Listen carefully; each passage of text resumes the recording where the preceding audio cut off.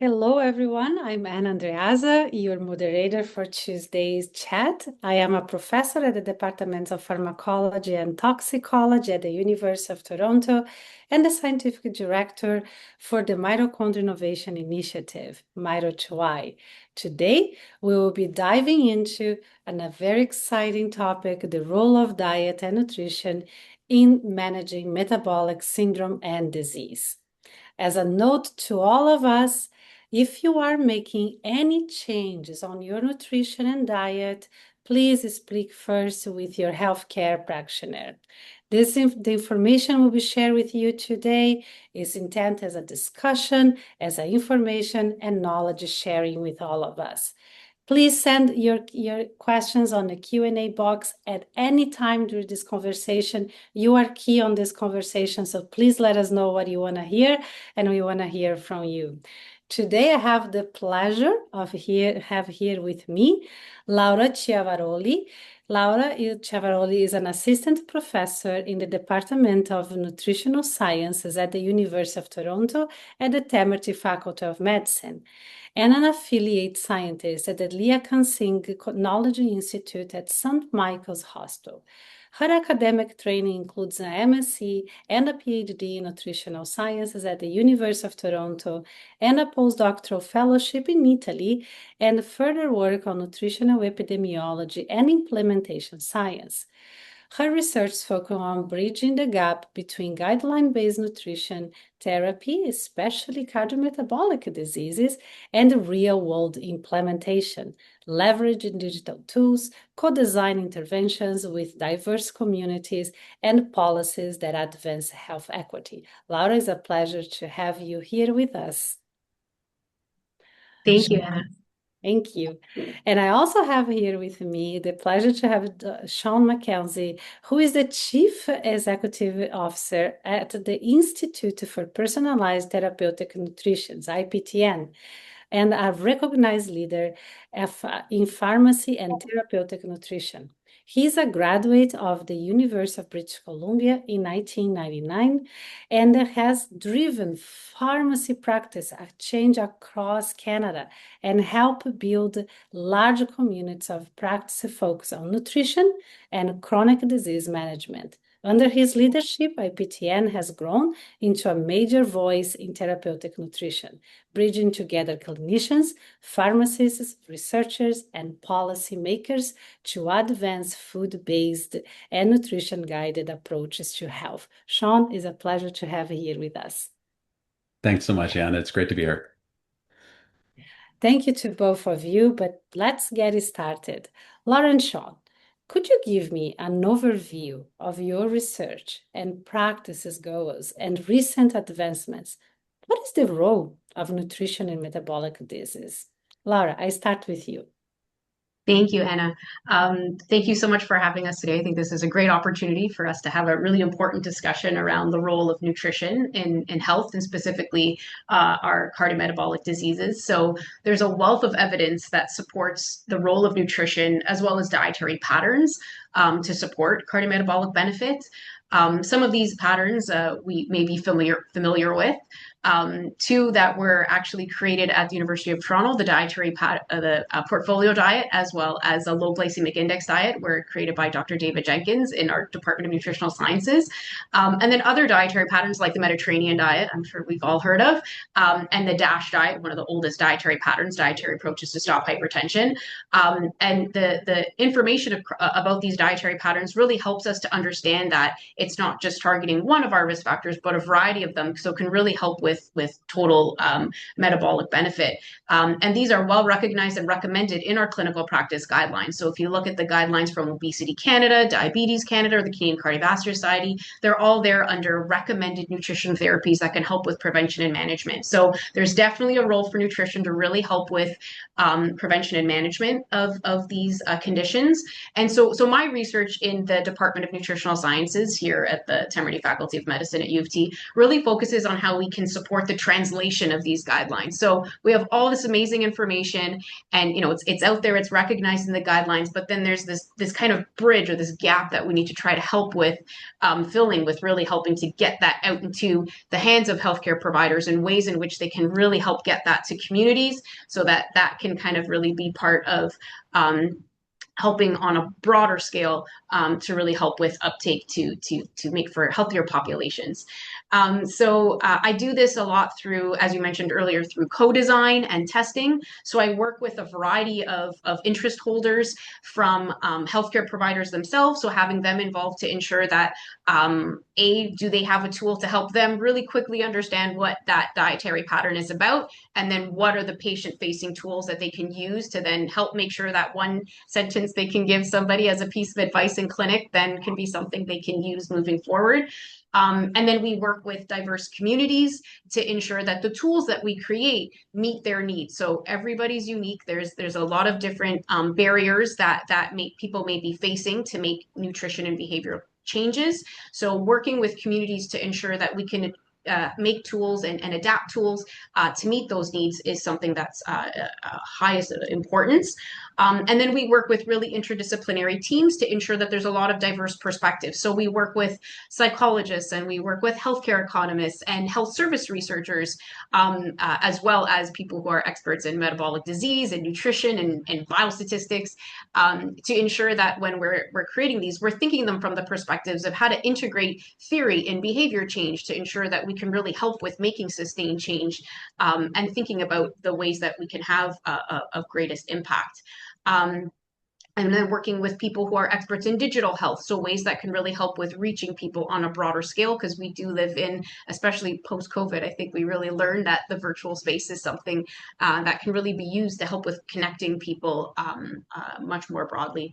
And then also working with reputable organizations like the Canadian Cardiovascular Society and Diabetes Canada, so we have credibility, support, and endorsement of these tools, so that it's something that can be stretched further. And so my work really is kind of putting these groups of wonderful people together to develop these tools, and then we test them through randomized controlled trials across different settings. So just to mention three really quickly, one trial that we have going on, we've designed a digital platform of different ways to help with communicating, educating, and engaging people in the portfolio diet to really help with heart health. And so we're testing that in a trial in a very pragmatic way. So it's not the traditional type of study where people are coming in to see us in the institution here.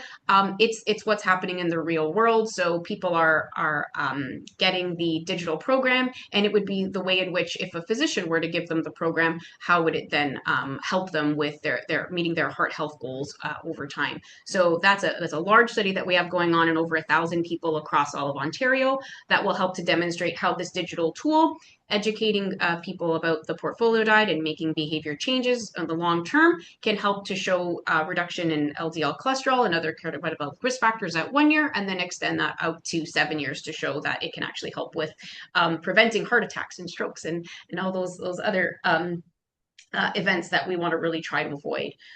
We have another trial where we're looking at integrating aspects of different dietary patterns so we can maximize the effect that we can have on our cardiometabolic targets. So how we can bring together elements of the DASH diet with portfolio to really help with hitting those top risk factors that are the drivers of cardiovascular disease. So really helping to enhance the effect that we can have on blood pressure, as well as cholesterol and glycemic control. So we have that study going on here in the Nutrition Intervention Center here in the department.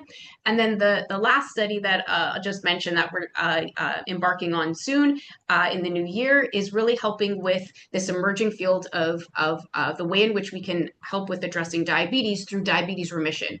So in the early stages of when diabetes is diagnosed, our beta cells are at a stage where we can really help to recover and bring them back to that pre-diabetes state where they're able to help with insulin release and help with keeping that blood glucose in good control. So it's kind of taking this wonderful amount of evidence that we have on diabetes through lifestyle, through intensive lifestyle interventions that was done in the UK. Dr. Mike Lean and his team did this wonderful study called the Direct Trial, which he then replicated in a few other areas. And it actually changed health service in the UK. So that's now a program that's shown great success. And now we want to be able to kind of show how we can do that in Canada. So showing it in the Canadian context. And then we're also bringing in, because of a lot of our dietary guidelines also help with encouraging more plant foods and plant-based consumption. So we're integrating that into the program as well to try to see if we can help with bringing it into the Canadian context and helping with further enhancing a little bit more, again, with really helping to manage diabetes and helping people to kind of remit that diabetes. So I can talk forever about this stuff, but I'll leave it at that because I'd love to hear some of Sean's work. Awesome. Thank you so much, Laura. I have so many questions already, but Sean, let's go for you to you.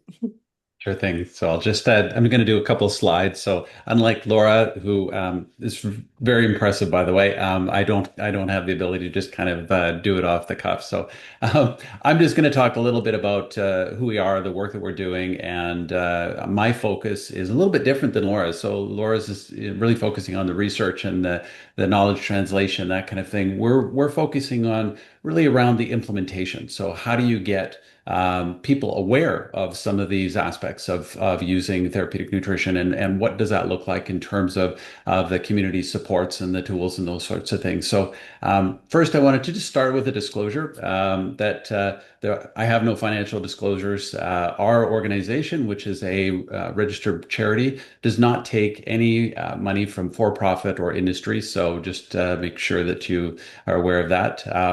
The second thing I wanted to do is just define how we look at therapeutic nutrition. So we look at it as a medically supervised and personalized dietary intervention. So it's used to treat, manage, reverse, or achieve remission of a chronic medical condition. So it's different than just a preventative. It's very much focused on treatment. So think of it as an equivalent to some of the medications that we utilize in terms of the potential clinical benefit and impact. So as I mentioned, we are a charity. We have three different focuses. So our first is actually increasing awareness. So this is just making sure that people, the public, as well as healthcare professionals, understand the role of therapeutic nutrition. Then we focus on training and certifying healthcare professionals to be able to deliver it safely. And then finally, we work with researchers like Laura to be able to demonstrate the effectiveness as well as to advance the kind of clinical applications of therapeutic nutrition. So we focus ourselves much more on sort of the public facing aspects initially. So that's the raising awareness. So we have a couple of sites that we have that are free. So reversingprediabetes.ca and diabetesremission.ca. Diabetesremission.ca right now is part of a national social media campaign that is being led out of UBC. It's a study that's being done on adoption of, or awareness and adoption of diabetes remission services through physicians, as well as looking at those patients who are trying to learn more about remission and how many people actually click on the different links and look at information. So we're doing that. We have a ton of information that's available to both patients as well as providers. So we have ebooks, we have infographics, basically just information that helps people hopefully make better decisions. So this has all been designed based on work that we've been doing over the last number of years. Our charity has been around for 10 years. So we've been involved in randomized control trials. We've been involved in a number of papers, just showing the how important things like storytelling can be in terms of getting people to understand and potentially take on pursuit of remission and those types of things. So these tools really are there to support patients who are wanting to take a different approach. And as I mentioned, we do training as well. So we have a couple of different training programs that we offer. And one of them is on the foundations of therapeutic nutrition. And then the second is really around health coaching and how health coaching can be used to support type 2 diabetes remission. Our ultimate goal, though, is really building a community. So implementing community-led type 2 diabetes remission services, as well as implementing community-led therapeutic nutrition is, I think, ultimately the way that we're going to be able to incorporate or integrate therapeutic nutrition as a standard of care within primary care, and also become, the a cornerstone of all communities in how they look at health and healthcare.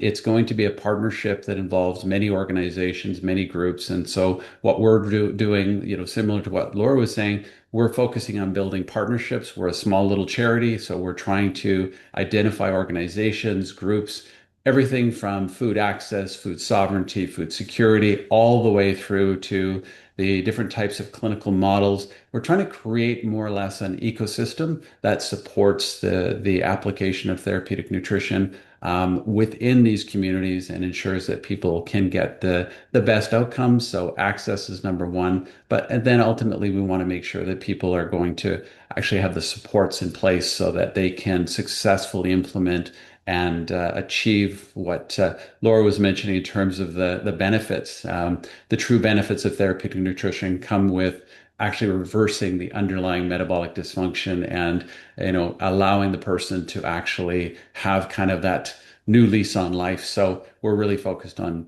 trying to build that as much as we can. So I will stop there and just switch back to where are we here? Why can I not? So there it is. I'll stop my sharing. There we go. Perfect. Fantastic. Wow. Thank you, Sean. I cannot stress enough how important it is to build a community. And I can see both of you as such an aligned minds on so many topics. I love to hear your both thoughts on what is the current landscape in Canada. And you both touched a little bit on this, but also outside of Canada that support nutritional therapeutics for metabolic diseases. Sure, I'll get things started if that's okay. So I would refer to, or at least describe, therapeutic nutrition as a rapidly emerging area. So there seems to be a lot of momentum that is starting to grow internationally. I think that people are starting to become aware, and I would call that or say that the interest is growing somewhat exponentially. We see this just by the fact that so many people now are looking at information related to nutrition and how they can apply it. Our access to our sites, for example, like diabetesremission.ca, has doubled within the last probably in the last 6 to 8 weeks. And we're seeing thousands of people that are trying to access this type of information. So the good news is it's rapidly emerging. I think the challenge we have ahead of us is that it's still a long road for us to integrate it as a kind of a standard of care, or at least a component of primary care, to ensure that everyone has access. I personally believe that everyone has the right to know that nutrition is an incredibly powerful tool that can be used in many cases to treat, manage, or reverse these chronic medical conditions.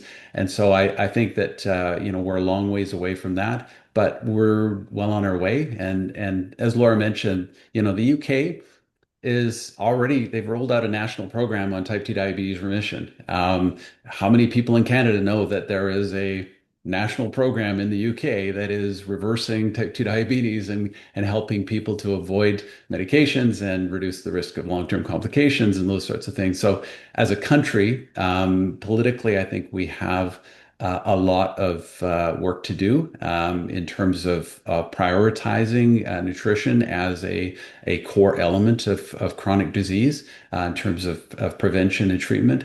But the good news is, in the last few weeks, I've been in contact with Alberta, Saskatchewan, Manitoba, Nova Scotia, Ontario, and momentum is starting to build. There is a lot of interest in the potential application. So we've had some pilots and proofs of concept, and things are starting to move forward. We did an initiative with Healthcare Excellence Canada, and that was finished last year on the rural implementation of type 2 diabetes remission services and the whole community engagement aspect of that. And so I do see, I'm very optimistic about where things can go. But I'm also practical in that there's a lot of work ahead in order for us to be able to really advance this and make it a standard of care. Thank you, Sean. That's fascinating, and I couldn't agree with you more than momentum is here. I think it is picking up not only in classical metabolic diseases, but in my field where I work with psychiatric disease, we see a huge intake of nutritional metabolism and approaches for these communities as well, Canada and worldwide. So it's fantastic to see the momentum pick up. A lot of work to be done. Laura, what do you think? I agree. I guess just one thing I would add is even our major health organizations, I think, are starting to not only just have it in their guidelines, but they're actually starting to help with creating a lot of tools that can help with the communication of it. So, one of the changes that have happened even in with Diabetes Canada is it's not just the publication of guidelines anymore, but they also now have these nice, small, more digestible tools available for both healthcare providers as well as patients, so that that I don't know if you've ever seen a guideline, but it's a big, beautiful document full of evidence, but it's really long and it's going to take you time to really get through, which probably a healthcare provider in an office visit is not necessarily going to be able to kind of whittle down, especially if there's no tool to then help with the patient side of it. So they do have tools that they're slowly starting to develop. So it's becoming more and more recognized. Like Sean saying, this is something that's emerging. We are recognizing the need and the desire for it from the community perspective.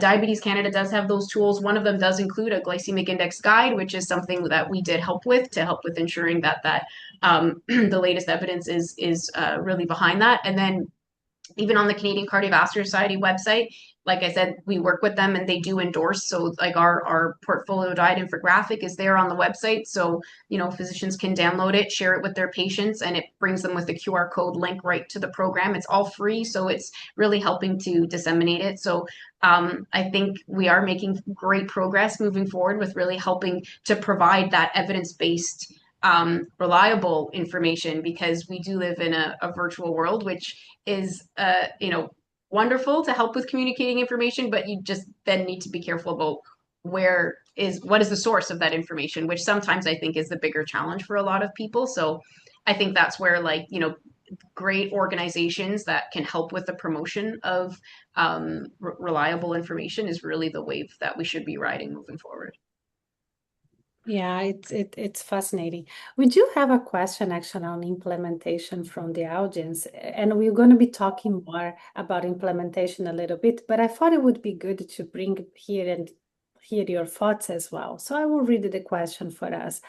A major implementation challenge I see in clinical practice focus on obesity, chronic metabolic syndrome related disabilities, and including mental health problems is a food addiction currently unrecognized by the ICD-9 system. Yet, so no real winners. That's the question.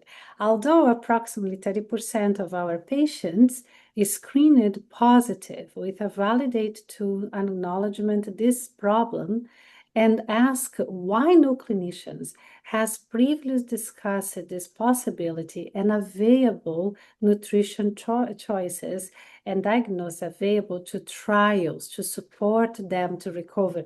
And I think this speaks exactly to what both are saying. We have the knowledge that we're trying to implement, but it's not making available to the community. What are your thoughts about this very interesting question that came from the audience? A great question. Laura, do you want to go? Sure. I think, like we're saying, it's something that is an area we're trying to work on, where not a lot of healthcare providers may necessarily know what the best nutrition therapy is to help with supporting. And then the bigger point is probably how to support the patient through that, because there's only so much you might be able to say in a clinic visit that then it may be challenging for them to take moving forward. So I think being able to help provide evidence-based tools and tools that we've tried it out in communities, because it's not easy. Behavior changes, like behavior change or dietary change, it can be challenging. So being able to help support people along the way, I think is really important in order to achieve success. Because there's been a lot of examples where people try something and then they have a sense of failure, and then that kind of puts that steps back instead of stepping forward. So being able to figure out how we can support people moving forward, whether or not that's through some digital tools or through programs that we can help have supported through the healthcare system, which is probably a bit more challenging, but that's something that I think we do need to be able to help provide the evidence that that is something that in the long run has a health economic benefit for the province or the kind of on a national level to be able to support. Sean, I don't know if you want to add about some of the experiences you've had. Yeah, I was just going to actually just comment in regards to the food addiction aspect of it. I think that's actually a really interesting area. There's a tremendous amount of work that's being done in that, and I'm very heartened by some of the work that's actually happening in the UK. So Jen Unwin is has been part of a clinic in the UK and has been profiled, and she's written some books on this as well. Just in regards to the use of addiction as a model for being able to help certain patients. Like it's not for all patients, but certain patients can really benefit from that, using a lot of the same techniques that is used in tobacco cessation, in supporting people, in a non-judgmental way, obviously, and to really kind of find the why, and focus on that why and continue to support that person over the long term. Recognizing that, when it comes to food, everyone has issues, challenges, speed bumps along the way.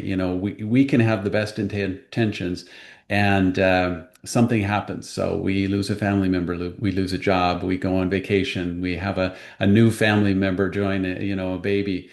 Those things can always throw all those great intentions out the window. And so we need to continue to focus on the supports around helping people make those choices. And if they have a setback of some kind, helping them to get into that sort of maintenance mode so that they can go back and do it again when they're ready. So, like tobacco cessation, it has to be, catch it early, non-judgmental, make sure that people have the support they need. And right now, we don't have the supports for addressing addictions within the community, whether it's drugs or food. And so we need to really work on building those behavior supports for people.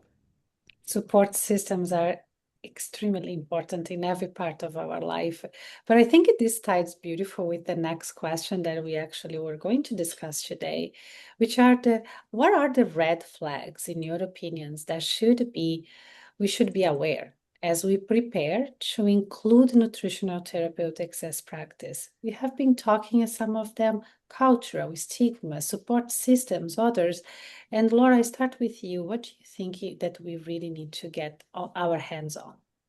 Yeah, thank you. I think you hit on two of the probably most important ones, at least that I've kind of really been hearing about and digging further into.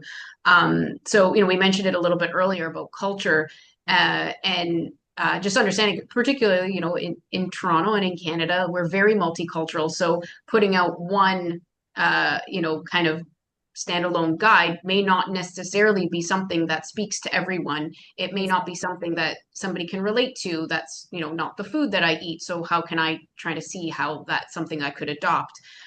So I think getting out into communities and ensuring that whatever tools it is that we're designing, or even programs that might be something that are coming up into practice, designing those and working with communities to ensure that it does meet their needs, getting their feedback, having them part of even what's important to them, so that when you're thinking about the goal of a program, is the goal a clinical outcome, or is the goal something that's more of a personal outcome? Is it about wanting to have more energy to be running around with your kids, or walking your dog, or things like that? Like trying to understand even how to motivate and incentivize people to think that this is something that it excites them and makes them want to participate in listening and making those changes, and seeing that the goal is something that relates to maybe more the quality of their life versus something that's a measure that's, on a scale or on a chart that they're going to get at their doctor's office. It's something that they can live and breathe every day. So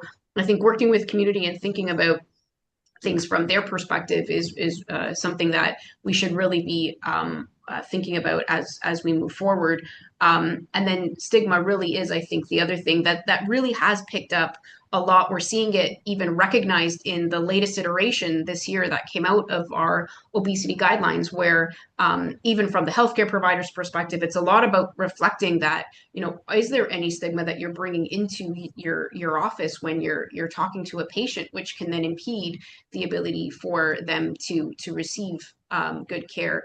And then thinking about, if patients are feeling stigma, how can we better support them so it's not something that is taking more center stage. And then that kind of then also transcends into the ways in which we approach conversations around things. So when we're talking about metabolic diseases and how we can help with management, it's thinking about it as a way that we can support the person, as opposed to putting blame or making it think that it's something that, they've done something and now we have to get them to change what they're doing because that's the result of the condition that happened. Because a lot of what we're facing is environmental as well. And so thinking about the environmental aspects is important. The walkability of a neighborhood, the access to certain food, the type of lifestyle and what they can get to, or even how many household people they have in their household, and the different mouths they have to feed. So making sure that we're thinking about things in that broader way in order to ensure that the advice or the support that you're giving somebody really is the type of support that they need, and it's meeting that kind of more holistic view of the person. That's fantastic. Sean, do you want to add it to Laura?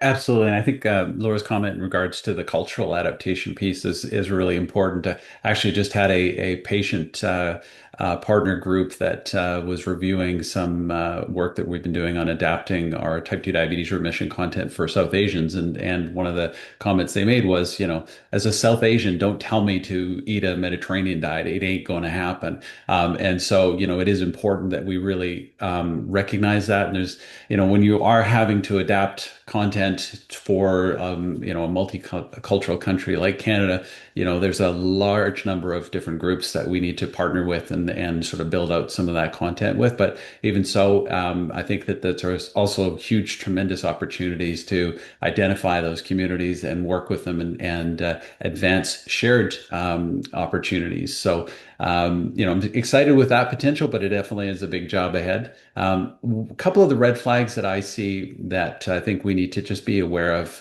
One is the sort of the weaponizing of nutrition. There's been a lot of call them diet wars, kind of each group saying theirs is better and that sort of thing that has kind of emerged over the last number of years. And it's unfortunate because, I think if we actually distill it out, there's a lot of shared interest within the different groups. But because of the fact that each group is kind of holding their own personal, often biases and beliefs and that sort of thing that drives their decisions. And, totally fine that certain sort of ethical and moral positions are being taken, but we have to look, I think, more broadly at the at kind of the ability for individuals to implement different dietary approaches and trying to fit or personalize is the way we approach it to that individual, I think is really important, and less focus on our biases and more focus on what's sustainable from the perspective of that patient and how do we best help to achieve that. The other thing I think that we have to be really careful of is treating things in binary terms, success or failure, as opposed to, because that often is the case. It's sort of like, the person didn't achieve an outcome that we're looking for, therefore it was a failure. Any progress towards remission as an example.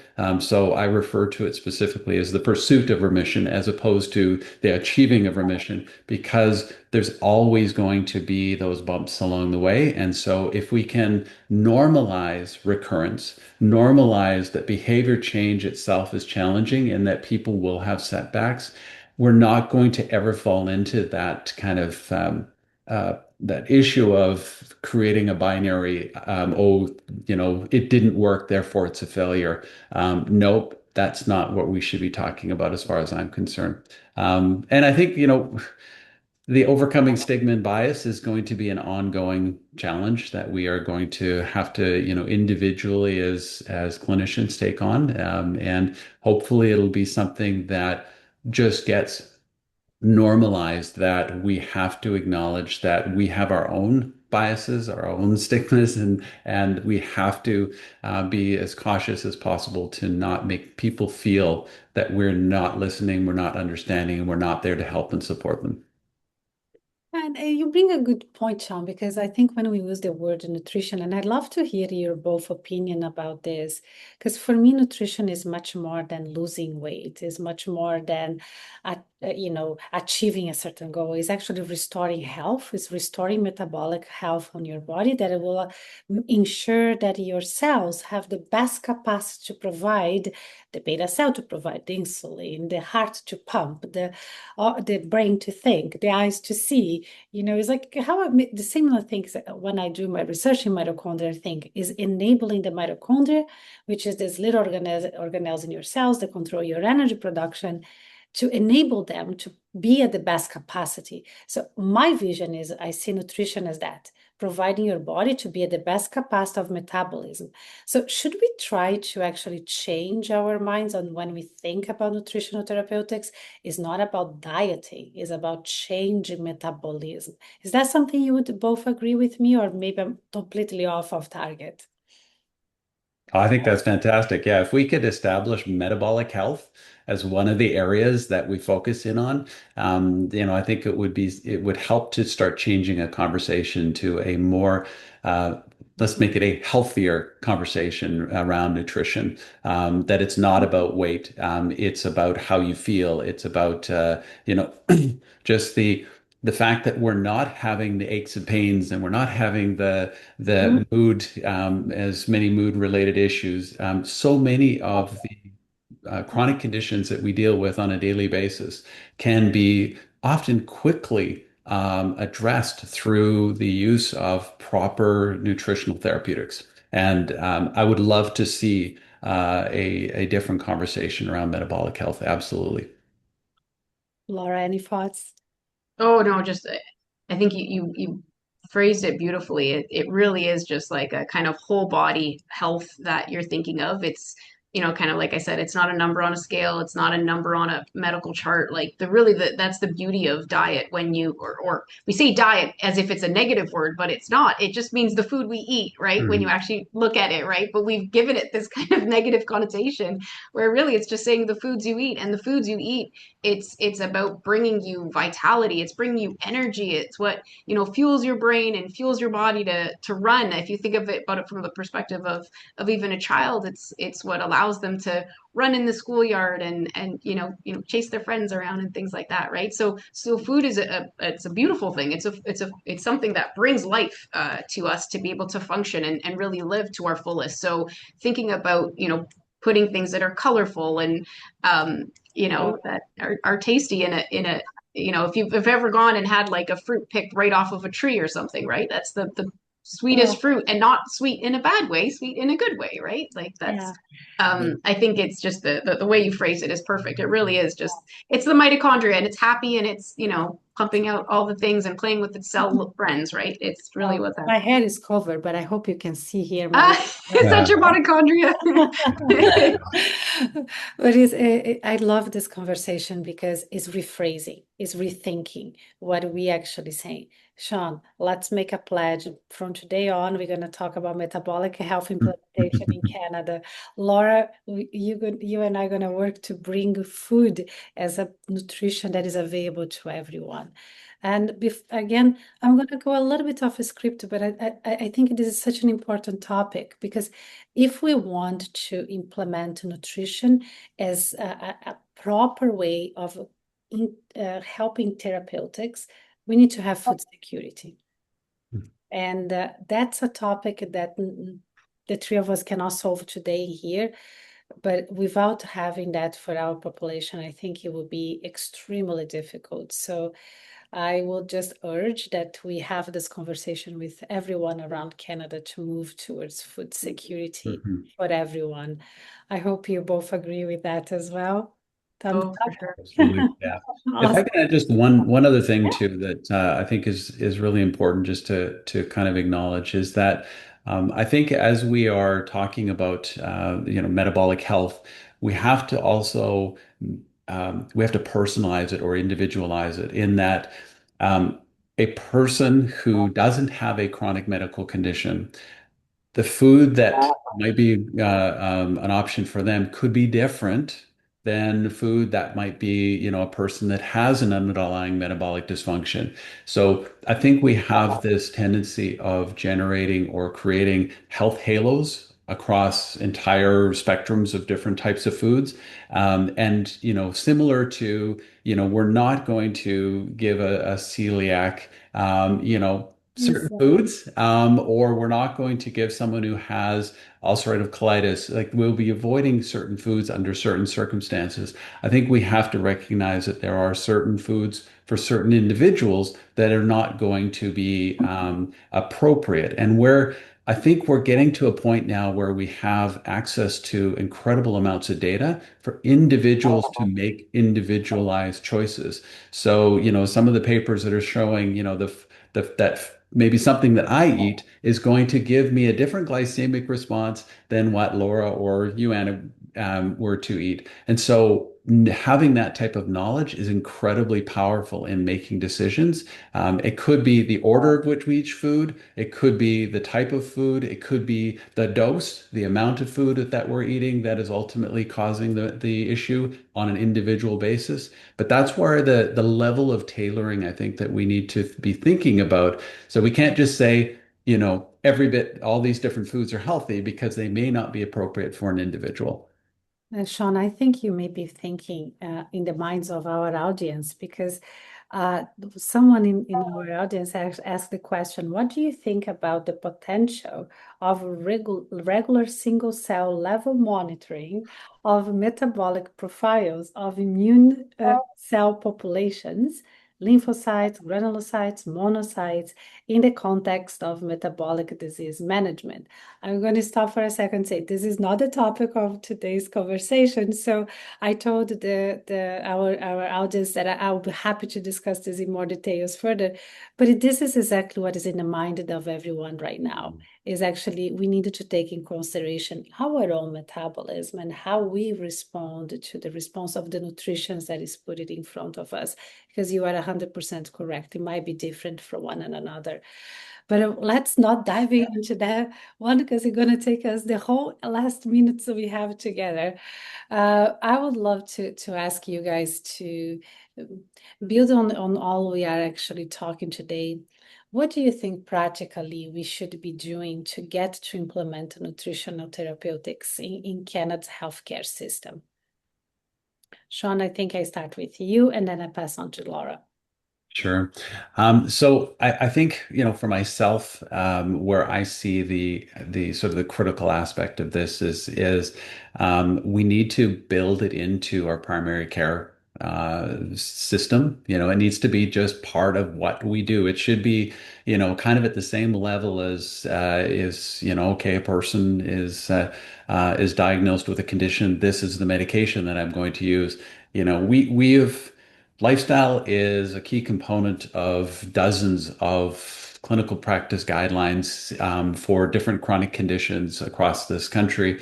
And yet, we haven't yet really utilized the true power of lifestyle interventions or created the support systems for it. It's kind of like oh, that hasn't worked. The only option we have is medication. I think really we're at a new stage now where we can say, No, we now have specific therapeutic options that we can now start to work with, and we can augment them with medication. So I think we're coming into a new generation where things like GLP-1 analogs can be used very effectively with lifestyle interventions that are based on these therapeutic nutrition approaches.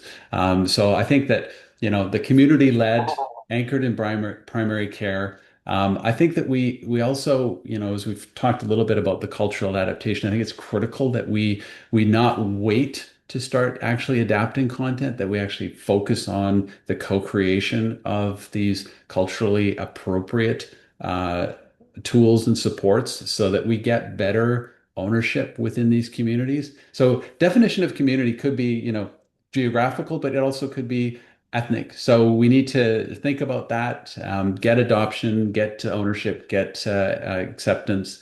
And I think that we also need to um, make the tent bigger, so that we have more organizations working together. Even though we might have differences in the approaches, I think there needs to be a lot more work to get groups actually working together and say we actually have more commonalities than we do have, issues. So if there are different groups that are proposing a particular dietary approach that has a good evidence base for it, let's look at how we can adapt those effectively, efficiently across the country and incorporate them into initiatives that can be supported broadly in primary care. That's the thing that I really focus in on a lot, is trying to support that. And I think, how we've approached it is to really kind of build in stages. So awareness is number one, getting the fact that people, need to know that this is possible. We need to then educate, so get both the healthcare professionals and patients educated.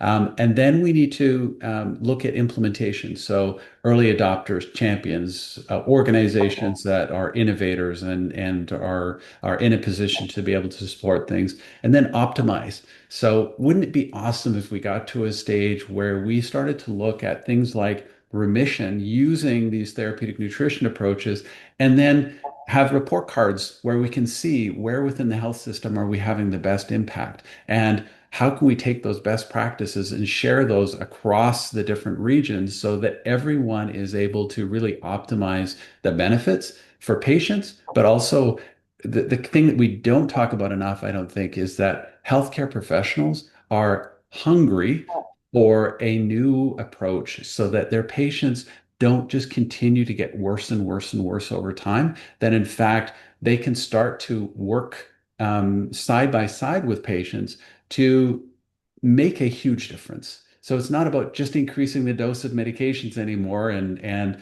procedures and those sorts of things. We actually celebrate the fact that we have more and more people reversing their conditions, and we can report back to the rest of the world that, hey, this is possible, and we're leading the way on implementing it. Beautifully said, Laura. Thanks. I mean, I think Sean covered the nice spectrum of all of it, really getting the support at the primary care level, because that is the first point of contact for everybody when it comes to understanding their health and where they're at with that. But I think just to the only thing I would say to build on it is, at least from my perspective, is to provide the evidence, the research to demonstrate what's really going to change to have a system or a program be put into place as something that's covered by OHIP or covered by the government, so that you can have a family doc be able to refer you to a program for something, right? So I think for my perspective, my goal will be to try to help to provide the evidence in numbers to be able to say there's this healthcare economic benefit of this specific program where we've designed it and tested it and show that it's something that can easily be implemented in practice in the same way that that it has been done in the UK. We give that as an easy example because diabetes is one of the things that we're talking about right now, and then do some studies on that, because you don't want to leave it at that level, because then it could easily be the house of cards that falls later if it's not something that's going to be part of the budget the next year round. But if you can show that that's something that is having impact in the health services, we continue to reinforce the impact that it's having and hopefully help keep that as something that can be something that the healthcare providers can continue to help with, giving us access to. And we haven't mentioned it yet, but I think making sure that we're also educating the next generation of people to be aware of these things, so that becomes part of just the kind of base knowledge that nutrition and lifestyle is something that should be the basis. It's in the basis of all the guidelines as number one before the pharmacology that comes into play. So, really helping so that that's something where we understand what that means, and being able to help with really making that the first step forward. Yeah, Laura, I have a question for you because you mentioned like a reporting back and how this actually helping the healthcare system.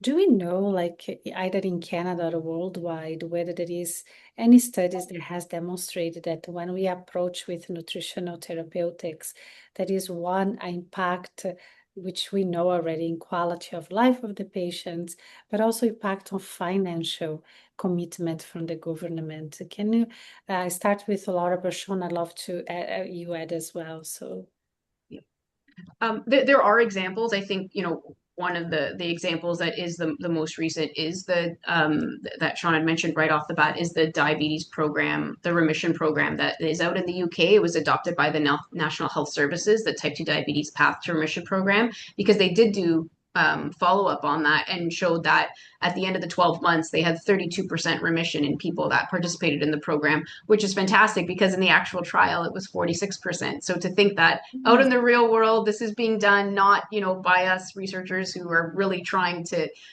give it the best go, but the way it would work in real life is very close to what you would see in an actual trial. So it's a really good demonstration that it works, and it works really well. So I think if we can do similar types of analyses and follow-ups of the people that are in programs that we can roll out in Canada, if we can have those kinds of numbers, then that's really showing the impact that it can have on a population level.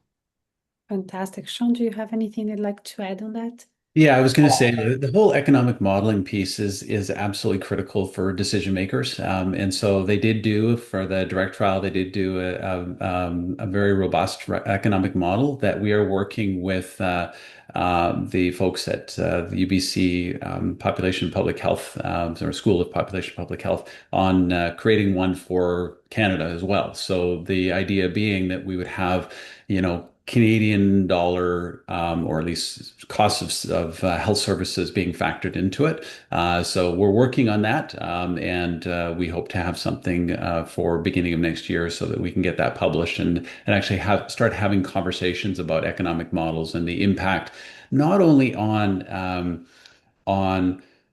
kind of the immediate impacts, but the complications. So one of the things that was really exciting about the Look Ahead trial, where they looked at type 2 diabetes remission in terms of impact on cardiovascular and chronic kidney disease, they actually showed that if a person was in remission for one of the 4 follow-up periods that they were doing within the Look Ahead trial, that they had a reduction in chronic kidney disease by 33% and a reduction in cardiovascular disease by about 40%. So that was just one follow-up period. So getting a person even into remission once has tremendous value. If they were able to be in remission a number of those follow-up periods, the actual advantage went up significantly, as high as like 70% reduction in cardiovascular disease. So we have the potential here to completely kind of rethink the way that we can utilize these therapeutic nutrition interventions. It's as good, if not better, than most of the newest therapies that are available. Now, if we can combine those new therapies with a therapeutic nutrition approach, we're going to get even more impacts. So I think that's the real opportunity in the future. But we have to have a really solid baseline of the nutritional approaches. And, we're well on our way. It's fantastic. And I just want to add that I love the framework of remission, but I have a dream where we start using more the word prevention, Mhm. where we actually use nutritional therapeutic as the first primary tool let's enhance our metabolism. Let's make sure it's as healthy as we can to prevent you to get to that point. I love when Laura said in the beginning, like when our beta cells get dysfunctional, we actually needed to boost them to get them up. And that's exactly what we needed to do. It, in my perspective, is really start working to a future where we can say, let's prevent and let's remit today, because that's our goal today. We're going to work on the remission today, but when I look forward to a future where we prevent and not get it there. And this is one of the reasons why I think it's really important that we teach clinicians how to use it as a treatment or a therapeutic option, because the only way that we're ever going to move into a prevention mode is if clinicians see the power of therapeutic nutrition as a treatment. And then all of a sudden it's like, well, if we're actually reversing an underlying metabolic dysfunction, why wouldn't we use this in prevention? And so we are starting to see some of those conversations start to happen, but a lot of it is still, I think, for the frontline primary care providers, they have to see the power of it first in order to be able to be convinced that, oh, this is actually something that can be done and it can be done at scale. And that's the key, is we need to work towards building the scale. Thank you. Laura, I'm going to start with you on the next one, because I think it fits beautifully from what we're talking right now. What do you think it is? How can we train our healthcare community? And I'm talking about not only our healthcare professionals, but our parents, our kids, our communities that are around there. Should we co-create knowledge? Should we create campaigns of awareness? What do you think, in your opinion, that should be the first and front role that we should do to train our communities? I mean, I guess I think children have a lot of power.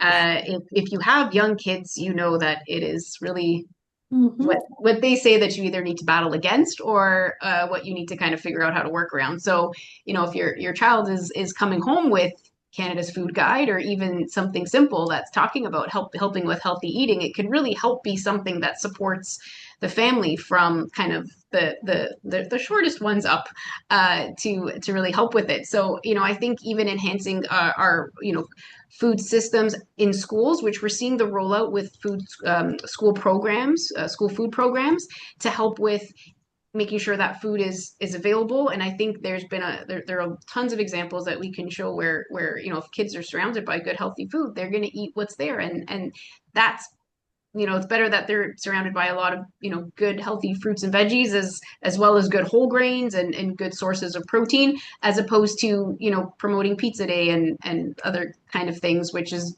traditionally been what's there. So I think we are seeing some acknowledgement, and the school food program will be something that really helps us to take major strides forward, with that being kind of a lot of the food that hopefully kids are going to, get accustomed to. By having those values being brought at that level, I think will be really important. And then, that would be the one thing that I would say is the first thing. I think we're on the right track with the changes that we're seeing and the way that we can better help support that. And then, even just having that reinforced then from the healthcare provider perspective lens. And we are seeing even in medical curriculum that there is more of an integration of nutrition, health and wellness, as part of courses that are being taught, or the nutrition week like we have here at U of T in the with the medical curriculum.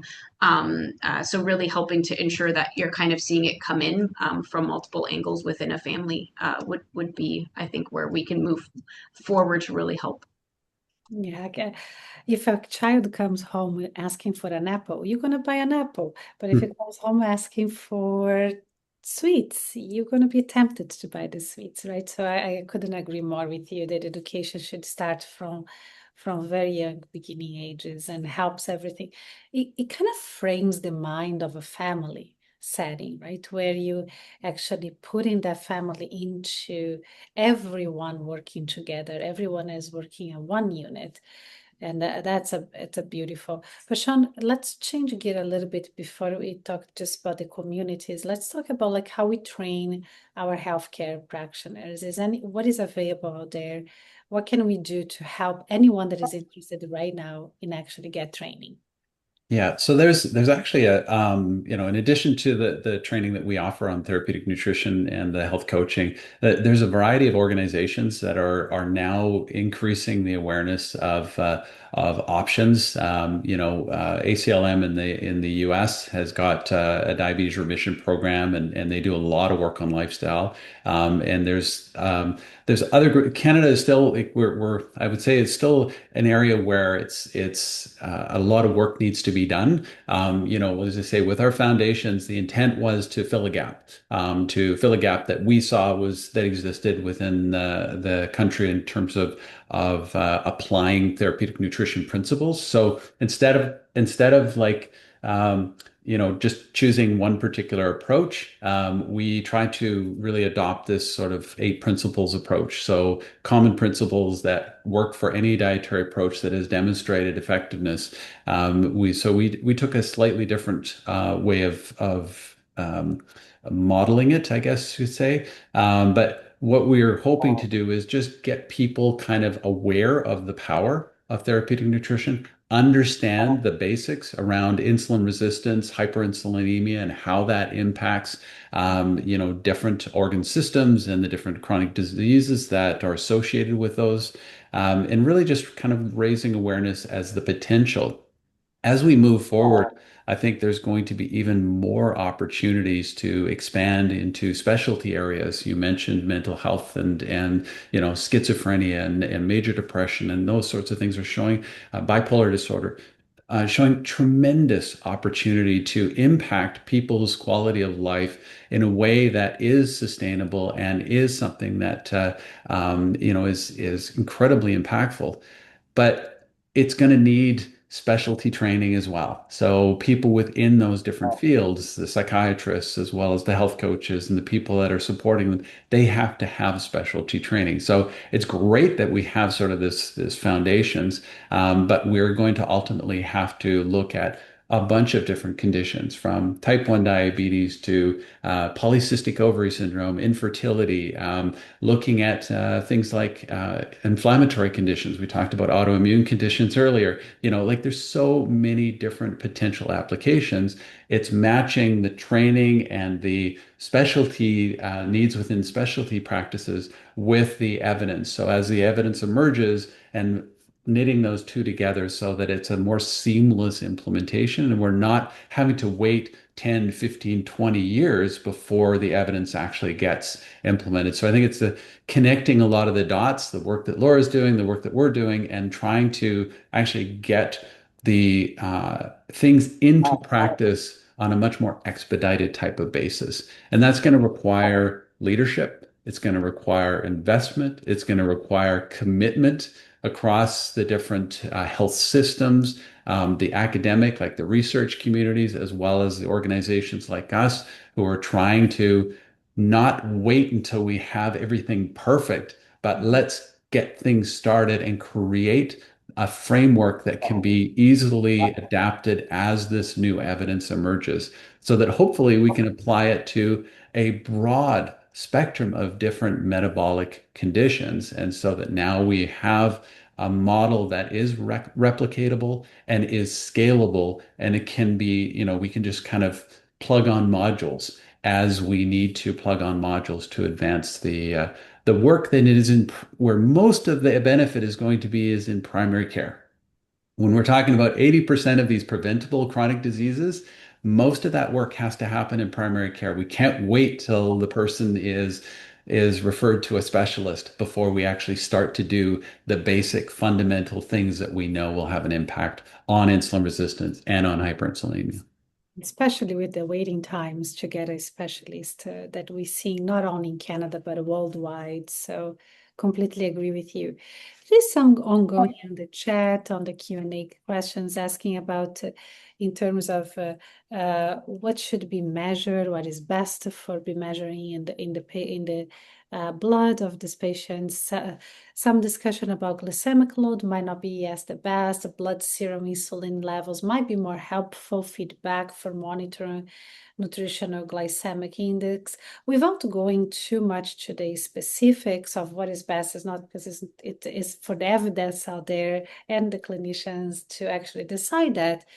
But how do you see fairness across Canada, if you are aware, in terms of access to the right blood measurements that for the population? Because in the field that I work, I certainly can tell you that some of provinces have different accessibility of some of the panels that are useful for our populations. Have you noticed that as well for if you're trying to monitoring insulin or glycemic load or other measurements? Do you want to start, Laura? I can finish. I've got tons on that one. Oh, good. All right.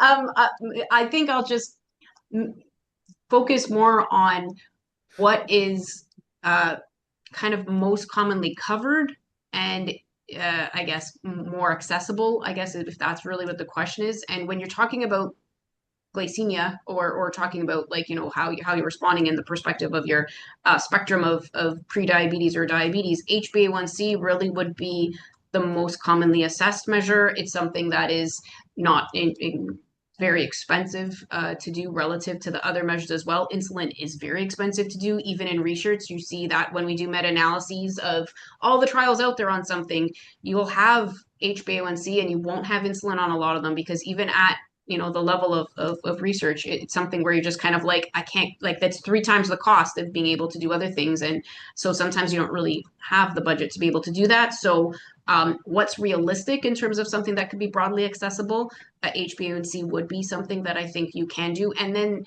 the other thing with glycemic control is, there's a lot of factors that can affect how you respond to something in a day. So, that's why something like your continuous glucose monitor will have a lot more variability in it than if you were to look at the A1C, which is kind of looking at overall how you're responding or how your glycemic control is in a 2 to 3 month period. So it's something that I think is giving you that broad, full body environmental perspective on how you're doing with your glycemic control. It's something that would be accessible. And now it's not necessarily something that we would just focus on needing to do in a lab. There's point of care machines now that have FDA approval and approval for use as diagnostic. And so that's something we're seeing because some communities, your higher risk communities, particularly those for when you're talking about higher risk of diabetes, they have the lowest catchment of being tied to a physician. So a lot of times there are communities that just don't have as many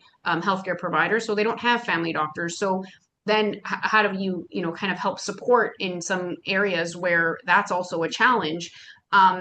You can have point of care machines maybe through community services that are available to try to help with bridging that gap a little bit too. And so the point of care machine can be something that helps. There's a lot of work that's going on here with some of our colleagues at U of T that are helping with pre-screening for diabetes using those kits. And it's something that's being done at more the community level. There's definitely a lot of efforts that are helping with increasing healthcare access. So having more family physicians in those areas as well.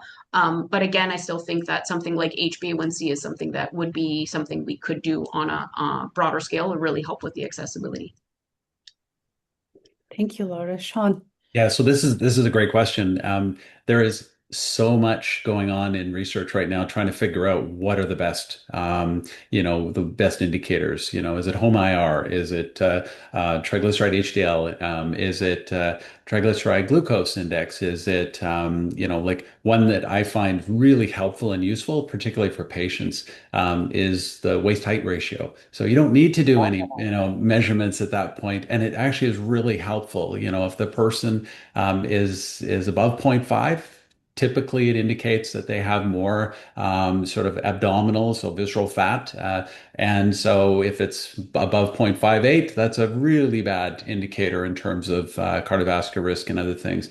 But, in terms of looking at the indicators of insulin resistance. We've used home IR for a long time, and the problem with home IR is you have to do insulin measurements, so it can be expensive. What we're finding now is that there's other measurements that in fact might be easier. So hemoglobin A1C, the downside with it is it's a trailing indicator. So it's something where your underlying metabolic dysfunction could actually be in place for years to decades before it starts showing up with a elevated hemoglobin A1C. But it can actually be very helpful as a tool within the estimated glucose disposal rate, which is becoming a newer way of determining whether or not a person is actually insulin resistant or has issues with metabolic related dysfunction. So the estimated glucose disposal rate actually takes into account the hemoglobin A1C, the waist circumference, and whether or not a person has hypertension or not. Those are the only three. And so that one becomes really, really useful as a starting tool. And it's not the perfect, and it won't ever, we won't ever find a perfect measure, but at least we're getting to a point where we can start to see that, oh, okay, we don't have to be reliant upon a HOMI-R. We can actually use other types of metrics to determine that, okay, this person, we should have a conversation because the numbers are not where we want them to be and risks are starting to accumulate. As both of you bring extremely valid points, and I'm going to put another perspective as well. When we actually thinking about the best measurement, we have also to take in consideration the circumstances of where we are, right? Is this, we want a global, we want a national, we want to be available to communities where healthcare points are not very available. We're going to be available for countries where there is not accessibility to insulin measurement. So there are many considerations. So to say, this is the best, we should go with that, is, in my perspective, a little bit risky. We need to take in consideration what are the communities, what the relevances are, and how we're going to move forward to not dismiss something, because it can be dangerous as well, right? How many years have we have aspirin available to us? Many years, more than 100. Do we know exactly the targets of aspirin in our body? We don't, right? And we're still using it. So that's one thing, for example, that we can take it into. So we just need to be very careful to not dismiss a beautiful change on nutritional therapeutics and improvement of metabolic health to say, if I don't have X, I'm not going to do B. So I think this is such a beautiful message that you both put it in, because there are a variety of methods out there, and we just need to take in consideration the communities that we are approaching to get that done, and also what diseases is, right? Because in some conditions might be different. The measurements that will be best to develop metabolic measurements for those populations. So I think that's a topic that maybe we have another webinar on it. But we are actually coming to an end of our time together. I cannot even believe it, because it feels for me that it's passed like this. I learned so much from both of you. It's extremely exciting to share this panel with you, Laura, and you, Sean, that we share a passion for a future of better metabolic health for everyone, everywhere in the world. So it's been an incredible pleasure to have you both here. And I want to give you a moment so you can actually take your final thoughts for each of the people that are listening to, or I will continue listening as this will become available in a few weeks from now on our channels. So Sean, I start with you. What is your take-home message, your final thoughts for everyone? Sure. Well, I think, we've covered so many different things. And so, there's a million different ways that we could sum it up. But I think the first thing that I would say is, it's time to spread the word. It's time to spread the word that this should be part of the clinical armamentariums that we have, the different options that are available to patients. Access to these types of life-changing treatments need to be just built into the system. And so, we want to, as far as I'm concerned, every patient has the right to know that, they can correct many of the underlying metabolic related dysfunction that is leading to many of the symptoms that we see in these chronic medical conditions. So I would say, let's start there. That the patients need to know. Then, when we are thinking about it from a clinician's perspective, what can we individually do to advance our awareness and understanding of how to apply that? And that's where the education comes in. But I think ultimately, as I mentioned earlier, I think we're going to need some really good leadership in this area. We're going to need people who are advancing the knowledge base. And I hope what we can do is we can do it in a way that isn't going to fragment it, isn't going to turn it into what's kind of happened within the healthcare system in general, where we have siloed things to the point where it makes it very difficult to actually create some common processes, some common ways of being able to support individuals that might have different conditions.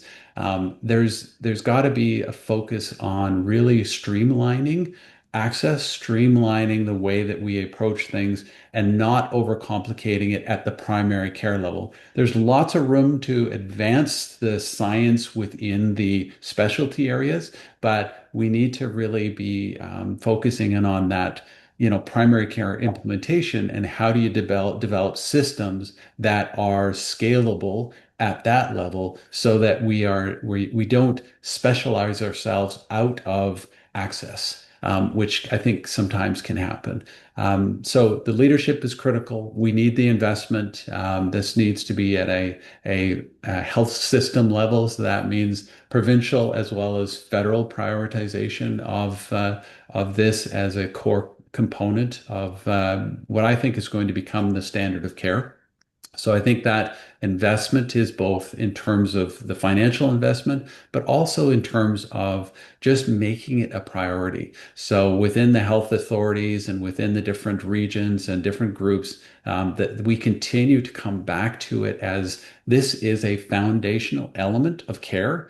It's not optional. It's something that we need to understand how to operationalize. And those conversations, it requires, back to the leadership, it requires people who actually are willing to invest their own time and effort in understanding the science and making sure that, in fact, we are bringing forward a common platform of training that is going to advance a shared understanding and opportunity. And I think then the final piece of it is that we need to address the personalizing aspect. We talked about the cultural adaptation. We talked about the needs that, it's not kind of a one size fits all. We can't do that, not in a multicultural society. We need to be able to adapt ourselves. And we don't necessarily have to be the experts in everything, but what we can do is have the tools and resources and things available so that if a person comes in who is South Asian or is from the Philippines or is from,